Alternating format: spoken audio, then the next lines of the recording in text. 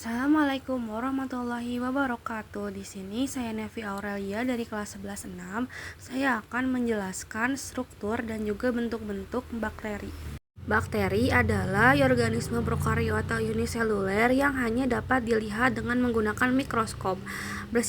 Bakteri juga bersikap prokariot, artinya memiliki inti sel tapi tidak memiliki membran atau selaput inti sel. Istilah bakteri berasal dari bahasa Yunani dari kata bakterion yang berarti tongkat atau batang, bersel satu dan umumnya tidak berklorofil. Kemudian ciri-ciri bakteri yang pertama, bakteri itu bersel satu atau uniseluler, kemudian berukuran sangat kecil atau mikroskopis, hidupnya ada yang soliter, ada yang bersimbiosis, parasit, dan saprofit. Pada umumnya tidak mempunyai kloroplas, berkembang biak secara generatif dan vegetatif, dan hidupnya kosmopolit. Kemudian struktur dari bakteri ada kapsul, dinding sel, membran DNA, pili, nukleoid, sitoplasma, fagel, plasmid, mesosom, dan juga ribosom. Kemudian, fungsi dari struktur bakteri yang pertama dinding sel. Dinding sel fungsinya untuk mempertahankan bentuk sel dan juga sebagai pelindung.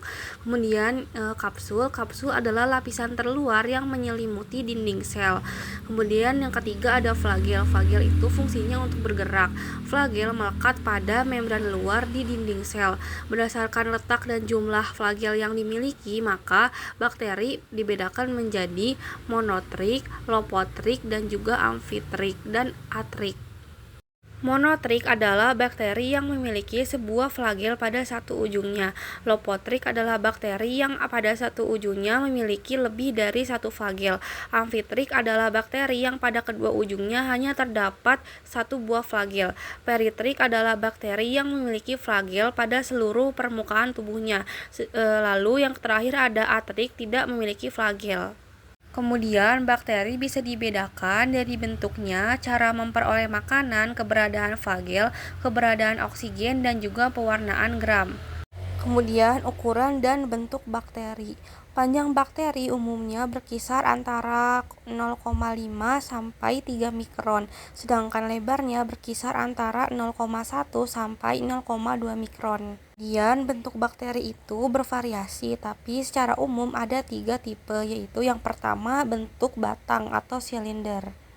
Nah, bentuk batang atau silinder ini terbagi menjadi 3, yaitu basil tunggal atau monobasil, diplobasil, dan streptobasil.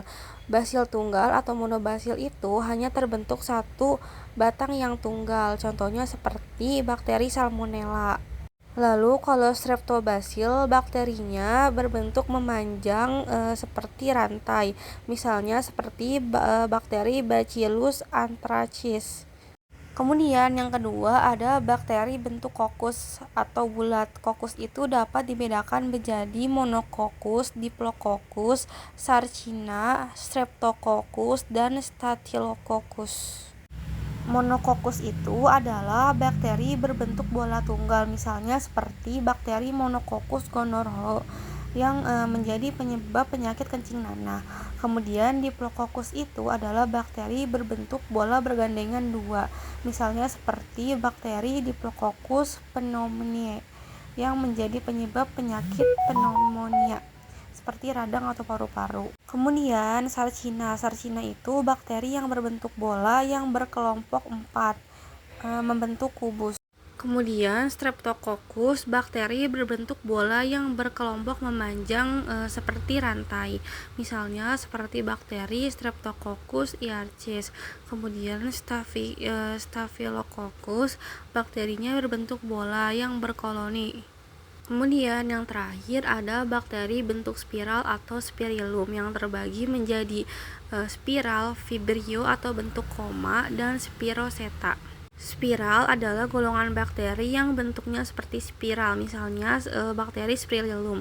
Kemudian vibrio itu adalah bentuk spiral tak sempurna. Kemudian spiroseta berbentuk spiral yang dapat bergerak, misalnya seperti bakteri Spiroseta pallida yang menjadi penyebab penyakit sifilis.